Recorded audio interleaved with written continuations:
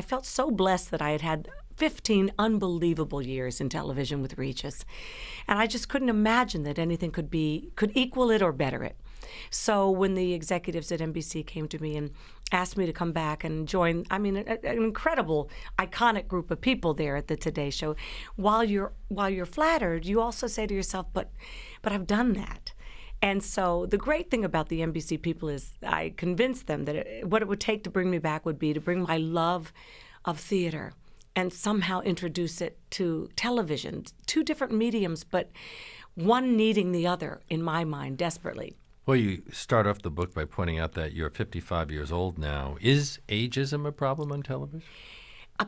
Not at NBC. I'm very happy to report. I mean, because people used to complain that, right. Especially news anchors, after they reach a certain age, and they had to make their hair blonde when it wasn't really blonde anymore. But I've been doing that for years, so that wasn't an issue. I didn't have to change anything, Leonard. I just had to show up. You know, and everybody teases me over there that I'm the oldest person at the Today Show, except for Leonard, sorry, Leonard, a little Freudian slip there, except for Willard. I am older than you, Kathie Lee. You're not coloring your hair, though. No. But Willard Scott is a bit older than I am. And he doesn't have any hair, so he doesn't have any anyway. hair. That's exactly right. My daddy years ago said to me, and he was a jazz saxophonist, also sold the Washington Post door to door, and was also a life insurance executive, but the wisest man I've ever known, Leonard. And he used to say to me, honey, find something you love to do, and then find a way to make a living at it. You know, find a way to get paid for it. Well, the truth is there's many things I love to do. And I've followed my passions in life much more than I've followed some sort of strategic plan for my career. I wouldn't know what that looks like. I just know it's important in life to do what you love, because where your passion is where your joy will be, and where your true joy is where your honest, authentic success will be.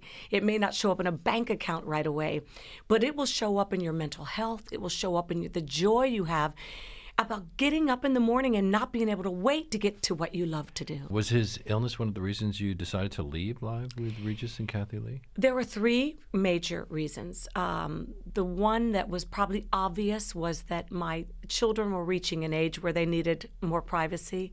There's a very big difference in life between the spotlight that you're naturally under if you're in the entertainment world and the microscope, which burns everything that's in its sight. And we were in a tabloid world then that I wouldn't recommend for anybody. You were on page 6 more than you would have liked.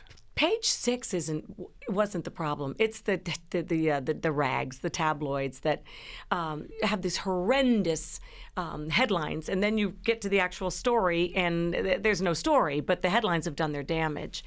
So they were a huge part of it. I had just started writing, which meant writing professionally, which meant enormously to me in terms of my creative satisfaction in life. And then there was the private reason, which was my daddy only had a year to live. And I wanted him to be able to die with the same dignity with which he'd lived his life.